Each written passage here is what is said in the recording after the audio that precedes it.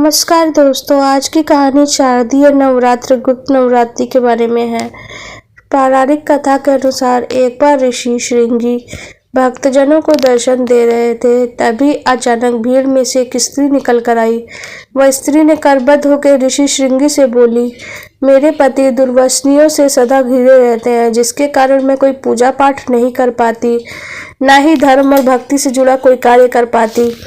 उस स्त्री ने बताया कि मेरा पति मांसाहारी है, जुआरी है, लेकिन माँ मैं दुर्गा की सेवा करना चाहती हूँ। उनकी भक्ति साधना से अपने परिवार के जीवन को सफल बनाना चाहती हूँ। ऋषि श्रृंगी महिला के भक्ति भाव से बहुत प्रभावित हुए और उन्होंने उस स्त्री को आदर पूर्वक उपाय बताते हुए कहा कि वासंतिक और शारदीय नवरात्रियों में आम जनमानस परिचित है, लेकिन इसके अतिरिक्त 2 नवरात्रि और भी होते हैं, जिसे गुप्त नवरात्रि कहा जाता है।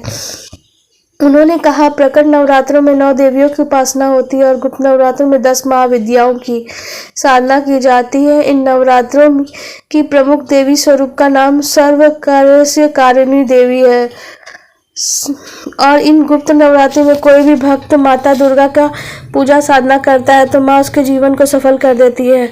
ऋषि श्रृंगी ने आगे कहा, लोभी, कामी, व्यसनी, मांसाहारी और पूजा पाठ न कर सकने वाला भी गुप्त नवरात्रि में माता की पूजा करता है तो उसे जीवन में कुछ करने की आवश्यकता नहीं रहती। उस स्त्री ने ऋषि श्रृंगी के वचनों पर पूर्ण श्रद्धा करते हुए गुप्त नवरात्रि की पूजा की और माँ उस पर प्रसन्न हुई। उस स्त्री के जीवन में परिवर्तन आने लगा और उसके जीवन में सुख शांति आ गई और पति भी उसके सही रास्ते पे आ गए। आपको हमारी ये स्टोरी कैसी लगी कमेंट सेक्शन में जरूर बताइएगा।